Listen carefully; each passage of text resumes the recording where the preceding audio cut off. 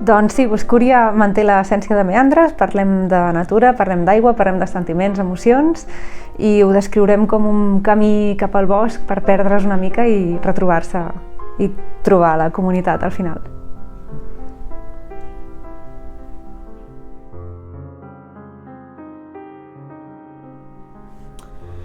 Doncs de moltes maneres, des d'utilitzar la natura com a una projecció del que ens passa a la vida i les nostres necessitats expressives, fins a inventar-nos una llegenda sobre un ocellet o literalment anomenar les bèsties i les plantes que conformen la natura.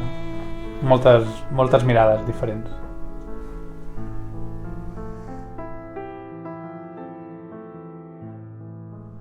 És una pregunta molt difícil perquè som com fills i 10 cançons, totes ens estimem, però així cançó destacada per mi, la cançó de Bressol és molt especial perquè és per una amiga que li canto a ella i sempre hi penso. I és que cadascuna té la seva cosa, no? Però a mi una que m'agrada molt i que crec que també la van posar com a última cançó del disc per això, que és perquè em transmet una mena de serenor que m'ajuda molt, és Marees. Aquesta sensació de deixar-se bressolar per les onades i deixar-se anar.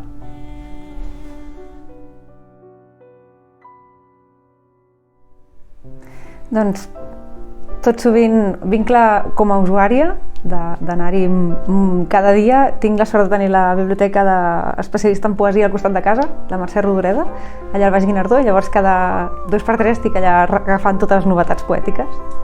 I amb les nenes també els intento fer anar que agafin l'hàbit.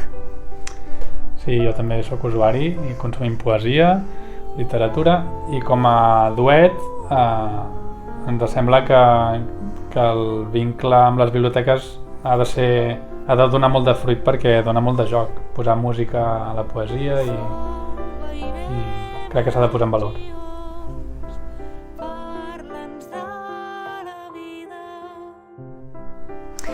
Dissabte 27 fem un concert de Boraigua i presentem Boscúria, que és el nostre segon disc. El concert serà a l'aperitiu musical de la Biblioteca Central de Terrassa a les 12 i us convidem a venir a descobrir el nostre univers que ens sembla que us agradarà, segur. Us hi esperem.